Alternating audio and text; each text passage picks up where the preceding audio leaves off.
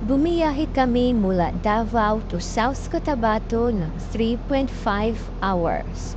And we are very lucky dahil sa ilang pieces na kaming pabalik-balik dito, sa wakas, nagpakita sa amin ang Mount Matuto.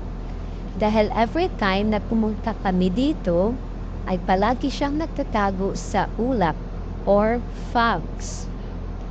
Kaya di namin pinapalampas na kunan ng video kahit saglit man lang, kasama na din ang lawak na pinyahan ng Dole dito sa Barangay Cablon Road, Tupi, South Cotabato.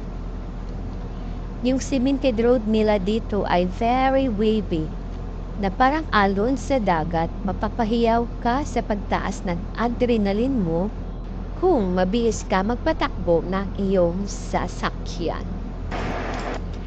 By the way, sa kalsada pala na ito ang magandang entranceway to Domsville Glamping Resort, SG Farm, at iba pang mga farm resorts. Dahil sa lugar na ito, madami kang ding mapupuntahan, though may ibang daan naman, di nga lang concrete, or it's a good rough road din naman sa iyong pagta-drive. Doon naman sa pagpasok mo sa highway, mababasa mo ang iba't ibang signboard ng mga resort na pwede mong puntahan pagpasok mo sa kalsadang ito. Dahil napakalawak ang Dole Pineapple Plantation sa area na ito, very affordable din ang pinya. Mabibili mo lang ng 100 pesos ang MG3 variety ng pineapple at big size na iyon ha.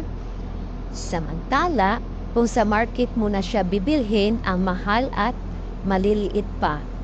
Kaya tuwing napunta kami ng Pulumulo, nabili talaga kami ng pinya at pinagawa kong pineapple jam to spread my toast bread every morning.